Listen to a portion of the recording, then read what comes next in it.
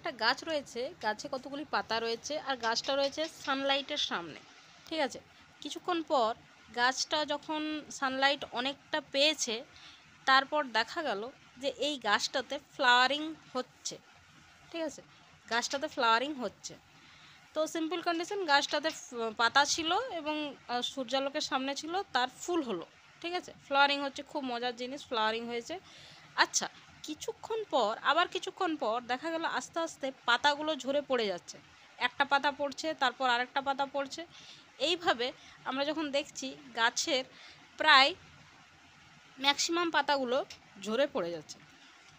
এরকম হয়ে থাকে সচরাচর আমাদের অনেক গাছেই আমরা দেখি যে পাতা ঝরার সময় তাদের কিন্তু কি হয়, পাতাগুলো ঝরে পড়ে যায়। তো সেক্ষেত্রে যখন দীর্ঘদিন গাছটা এভাবে দাঁড়িয়ে রইল, দেখা গেল যে নো ফ্লাওয়ারিং, তার কিন্তু কোনো রকম কোনো ফ্লাওয়ারিং হচ্ছে না। অদ্ভুত। তো যখন কোনো ফ্লাওয়ারিং হচ্ছে না, সেখানে দেখতে পাওয়া গেল গাছটা রয়েছে কিন্তু তার কোনো পাতা নেই।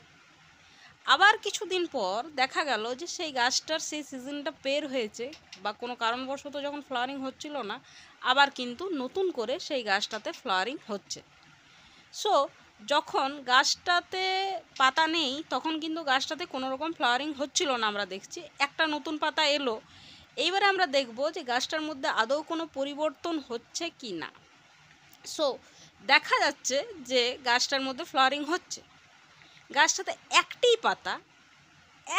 মাত্র পাতা, বাট গাছটাতে ফ্লাওয়ারিং হচ্ছে। ওয়াও! সো এই যে গাছটার মধ্যে পাতা আমরা দেখতে পাচ্ছি, এই ফ্লাওয়ারিংটা হলো তার একমাত্র কারণ হচ্ছে, এক তো গাছটা সানলাইটের সামনে আছে, 2 নম্বর হচ্ছে গাছটা মধ্যে পাতা রয়েছে। পাতা যদি না ছিল তখন কিন্তু ফ্লাওয়ারিং হচ্ছিল না। এটা একটা বিশাল বড় কন্ডিশন। পাতা যদি না থাকে তাহলে গাছের মধ্যে কিন্তু ফ্লাওয়ারিং হয় না। ঠিক আছে, তার কারণ হচ্ছে গাছের মধ্যে তার পাতায় একটা ফ্লোরিজেন হরমোন থাকে, সেই ফ্লোরিজেনের জন্যই কিন্তু গাছ ফ্লাওয়ারিং করতে পারে।